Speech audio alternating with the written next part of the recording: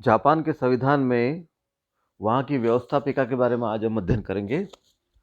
Japan की व्यवस्थापिका, Japan का विधानमंडल, जैसे भारत में संसद है, ब्रिटेन में पार्लियामेंट है, वैसे ही जापान में संसद को डायट कहा जाता है। जापान की राष्ट्रीय डायट, जिसे वहाँ की लैंग्वेज में कोक्काई भी कहा जाता है। वहाँ द्विसदनीय विधानपालिका है। इसके निचले सदन को जापान की प्रतिनिधि सभा और ऊपरी सदन को पार्षद सभा कहते हैं। दोनों सदनों का चुनाव समानांतर मतदान से होता है। कानून बनाने के साथ साथ प्रधानमंत्री का चुनाव करना भी संसद की जिम्मेदारी है। संसद को सबसे पहले 1918 में मेइजी संविधान के तहत शाही संसद के रूप में बुलाया गया था। संसद का वर्तमान रूप 1947 में युद्धोत्तर संविधान के अपनाने के बाद दिया गया। संविधान के अनुसार संसद देश की शक्ति का सर्वोच्च अंग है। राष्ट्रीय संसद भवन नगाता चो चियोदा, टोक्यो में स्थित है। यहाँ नीचे हम राष्ट्रीय संसद की तस्वीर देख रहे हैं। रचना: दोनों सदनों का चुनाव समानांतर मतदान से होता है, अर्थात किसी चुनाव के सीटों को दो हिस्सों में बांटा जाता है और दोनों के लिए अलग मतदान होता है। मतदाताओं को दो वोट डालने होते हैं, एक चुनाव क्षेत्र के उम्मीदवार के लिए और एक पार्टी सूची के लिए। जापान का कोई भी नागरिक जो 18 वर्ष या उससे बड़ा हो, इसमें मतदान कर सकता है। 2016 में इसे 20 से घटाकर 18 वर्ष किया गया था। जापान का संविधान संसद के सदनों के सीटों की संख्या, मतदान प्रणाली या उम्मीदवार की योग्यता को निर्देशित नहीं करता, जिससे इन्हें कानून के जरिए निर्धारित किया गया है, लेकिन यह सार्वजनिक वयस्क मताधिकार और गुप्त मतदान का अधिकार देता है। साथ ही वह निर्धारित करता है कि चुनाव कानून नस्ल, जाति, लिंग, सामाजिक स्थिति, पारिवारिक मूल्य, शिक्षा, जायदाद या आय से भेदभाव नहीं कर सकता। आमतौर पर संसद के सदस्यों का चुनाव संसद में पारित किए गए संविधियों के तहत होता है। यह अक्सर विवाद का कारण रहा है, क्योंकि जनसंख्या वितरण के बदलाव से प्रांतों की सीटों की संख्या बदल जाती है। उदाहरण के लिए, उदारतावादी लोकतांत्रिक पार्टी द्वितीय विश्व युद्ध के बाद सबसे अधिक समय तक सत्ता में रही है और उसका अधिकतर समर्थन ग्रामीण क्षेत्रों से आता है। युद्ध के बाद लोग आर्थिक विकास के मकसद से शहरों में बसने लगे।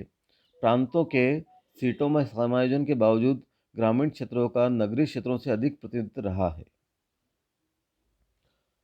डाइट की शक्तियाँ: जापानी संविधान के अनुच्छेद 41 के अनुसार राष्ट्रीय संसद राजकीय शक्ति का सर्वोच्च अंग और राज्य का एकमात्र व्यवस्थापक अंग है। मेइजी संविधान की तुलना में यह विवरण सशक्त है, जिसमें सम्राट संसद के सहमति से वैधानिक शक्ति का उपयोग करता है। संसद संसद की जिम्मेदारियों में कानून बनाने के अलावा सरकारी बजट को मंजूरी देना और संधियों का पुष्टिकरण करना है। यह संवैधानिक संशोधनों का भी प्रारूप तैयार कर सकता है, जिसके मंजूर होने पर लोगों को जनमत संग्रह द्वारा पेश किया जाना आवश्यक है। प्रधानमंत्री की नियुक्ति संसद के प्रस्ताव से होती है, जिससे कार्यकारी सरकारी अभिकरणों पर वैधानिक प्रभुत्व की स्थापना होती है। अनुच्छेद 67: संसद सरकार भंग कर सकती है यदि प्रतिनिधि सभा के 50 सदस्यों द्वारा लाया गया अविश्वास प्रस्ताव पारित हो जाता है। सरकारी अधिकारियों का संसदीय जांच समितियों के सामने पेश होना आवश्यक है, जिसमें प्रधानमंत्री और अन्य केंद्रीय मंत्री शामिल है। संसद दोषी पाए गए न्यायाधीशों पर महाभियोग भी चला सकती है। अधिकांश परिस्थितियों में किसी प्रस्ताव के कानून बनने के लिए उसे दोनों सदनों में पारित होना पड़ता है, फिर उसे सम्राट द्वारा घोषित किया जाता है। यह भूमिका अन्य देशों के शाही स्वीकृति जैसे है, लेकिन सम्राट किसी कानून को घोषित करने से इनकार नहीं कर सकता, इसलिए उसकी वैधानिक भूमिका केवल एक औपचारिक है। जैसा कि ब्रिटेन में सम्राट है और भारत में राष्ट्रपति है, जिनकी भूमिका संसदीय शासन व्यवस्था के तहत औपचारिक है, जापान में भी सम्राट की भूमिका औपचारिक ही है। डाइट के कार्यकलाप: संविधान के तहत वर्ष में संसद का कम से कम एक सत्र बुलाया जाना आवश्यक है।